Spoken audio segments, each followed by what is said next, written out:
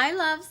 Today I sit down with one of the stars of The Furious, an explosive martial arts film with epic fight choreography. Underneath the chaos is a story about vengeance, sacrifice, and what happens when pain pushes people to the edge. I sit down with Joe Taslim to talk about the real fight happening beneath the surface. Enjoy. Hi, Joe. Nice to meet you. Nice to meet you, Ben. So, The Furious, first of all, congratulations. Thank you. It brought me back to a time, literally, I was sitting there and sort of nostalgic because I used to watch Kung Fu movies with my dad as a little girl. I did that too. That was me growing up. So it just kind of took me back to that place. And it's the intensity, the epic battles, the discipline, the martial arts magic, which I haven't seen in a really long time, to be honest with you. I like that. I like magic. Yeah, I like that word. Yeah. But underneath all of that, there's a deeper story about pain, vengeance, sacrifice, and protecting innocent children. So roping that into the story, I'm curious, when you first read the script, what connected with you emotionally beyond the martial arts? I'm a father with 3 kids. I have 2 daughters, 1 son, and then they're the most important people in my life, even more than me.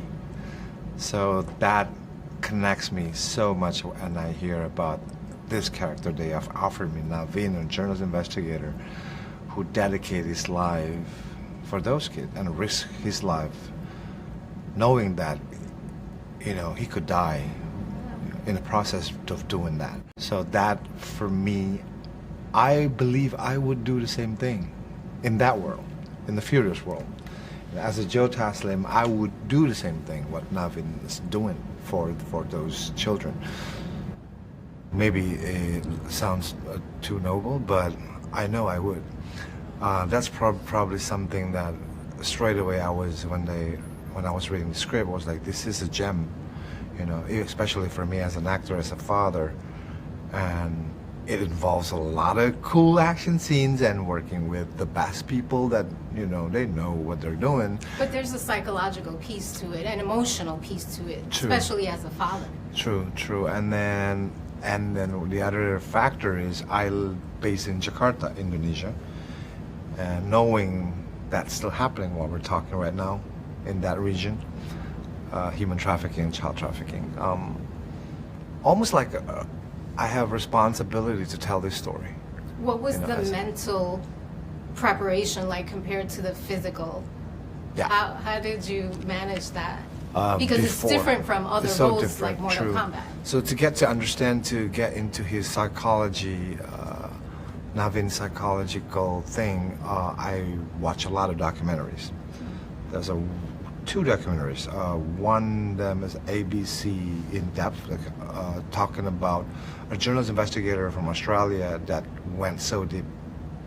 I don't want to say the country, but like one country in Southeast Asia, and it was hard to watch because, you know, this team went so deep and then undercover to save those children that trapped in a den of cyber sex, that, what do you call that, involves kids like in front of the camera, and then, you know, for global audience, and they had paid $20 to watch whatever is that.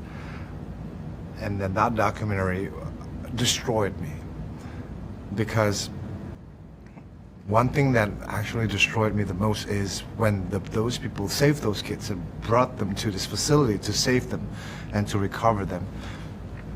Those kids, they didn't want to go there because they thought that's the life they know.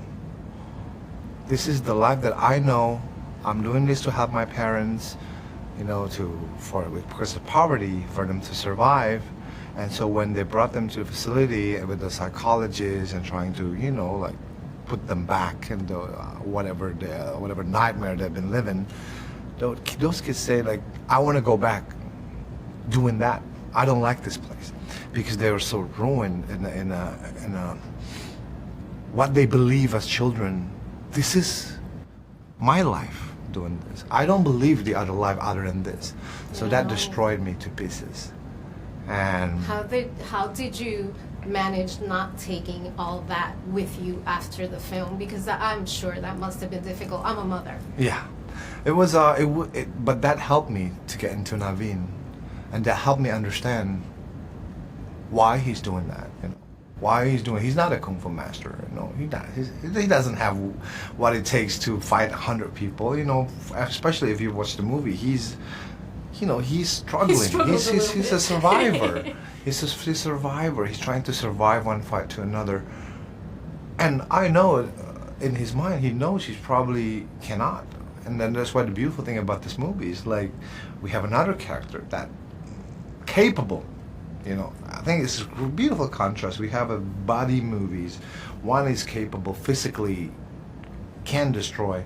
One is mentally so strong that I would sacrifice my life and I don't care. You know, me and my wife made a promise that we want to dedicate our life to those children, and then we have these two characters fighting. One is physical, one is like full of heart. And for me, this is probably the best character I played so far. And I'm glad you mentioned the other character, because the thing with these characters, they're both dealing with loss. True. And unimaginable pain. Yes.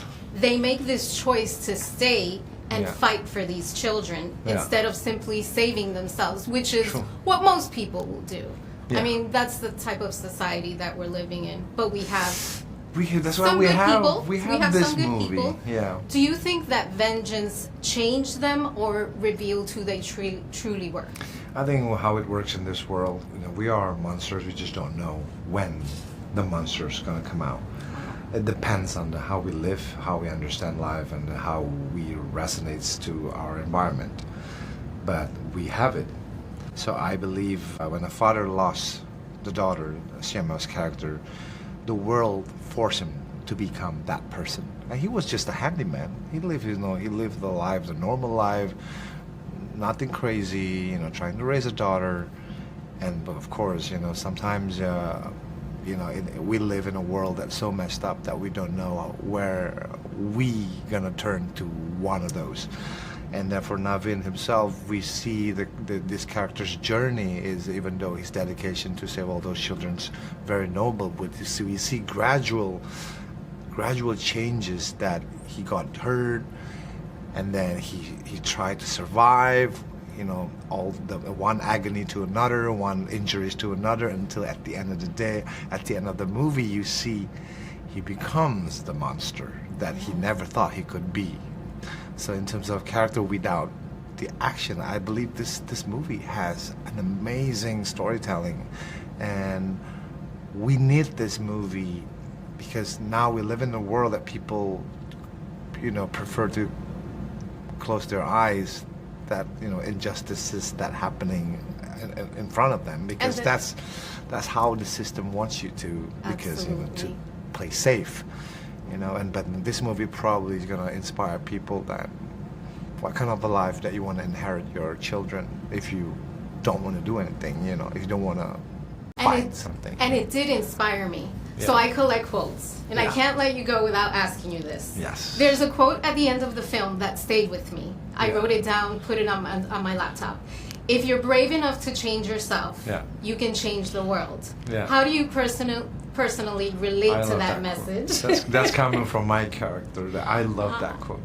It's all about, I believe, you know, we want to have a comfort life and save, you know, like follow the system and stuff. That's probably the life that the world trying to, what do you call it, direct, you know, civilization, because that's safe, you know. But also at the same time comes with the sacrifice that it means that you have to follow, you have to obey, and you have to believe the system. What if the system is corrupt? So it means that if each one of us doesn't want to change our perspective that embedded to us since we were born, since we grew up in high school, all those things. You got to do this. You got to be a good person. You got to do this. Follow this thing. Follow that. But what if the system is broken? You know, So in order for you to change the world, you have to change your perspective. I think particularly it's not change yourself probably in general, but for me the most particularly is to change your perspective. Once you can change your perspective and you see the world in a different perspective, you can change the world. Well, I think that's a great way to end the interview. Change starts with you, right? Thank you. Thank you. Thank you so much. Thank you, Beth. I hope you enjoyed this episode of AW Confidential with Joe Taslim. The real fight isn't always physical, as we just learned. Sometimes it's deciding whether pain will consume or transform you. This is AW Confidential, where truth transforms. If you enjoyed this episode, please make sure to share, follow, like, and subscribe. I will talk to you soon, loves. Take care. Bye.